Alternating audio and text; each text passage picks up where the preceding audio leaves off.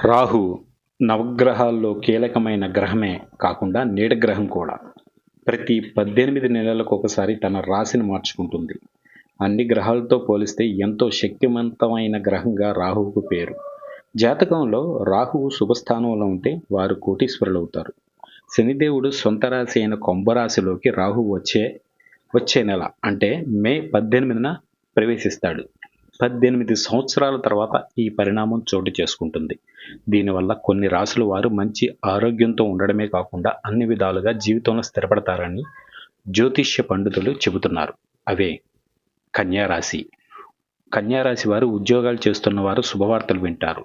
ఈ రాశి వారికి రాహు సంచారం వల్ల అదృష్టం వస్తుంది. గతంలో పెట్టిన పెట్టుబడుల నుంచి ఈ సమయంలో భారీ లాభాలు వస్తాయి. ఆర్థిక సంబంధిత విషయాల్లో అప్రమత్తంగా ఉండాలి. రాహు అనుగ్రహంతో అనారోగ్యం తొలగిపోతుంది. అనవసరంగా పెడుతున్న ఖర్చులను సమీక్షించుకుని తగ్గించుకోవాలి, లేదంటే ఆర్థిక నష్టం కలుగుతుంది. అదేవిధంగా కుంభరాశి వీరు ఏ విషయాన్నైనా చాలా సులువుగా గుర్తించుకుంటారు. దీనివల్ల అనేక ఫలాలు పొందుతారు. స్టాక్ మార్కెట్ సంబంధిత రంగంలో పెట్టుబడి పెట్టే వారికి మంచి లాభాలు. వారికి ఈ సమయం చాలా అనుకూలం. తెలివితేటలు పెరిగి వ్యాపారంలో పెట్టుబడులు పెట్టి విజయాలు సాధిస్తారు. జీవితంలో మనశ్శాంతి ఉంటుంది. సంతోషం రెట్టింపు అవుతుంది.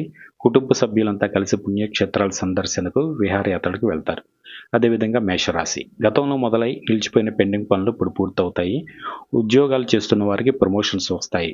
కుటుంబ సభ్యులతో కలిసి ఈ రాశి వారు చాలా సంతోషకరమైన జీవితాన్ని గడుపుతారు. మాట తీరు విషయంలో వీరు ఎదుటి వారికి ఇబ్బంది కలిగించకూడదు. ఈ సమయంలో ఆదాయం పెరగడంతో పాటు ప్రేమ జీవితంలో ఎదురవుతున్న ఇబ్బందులు కూడా అధిగమిస్తారు. చూసారా ఫ్రెండ్స్, 18 సంవత్సరాల నుంచి ఇబ్బందులు పడుతున్న వారందరికీ మే నెలలో విముక్తి కలుగుతుంది అనడంలో ఎటువంటి సందేహం లేదని జ్యోతిష్యులు గట్టిగా చెబుతున్నారు.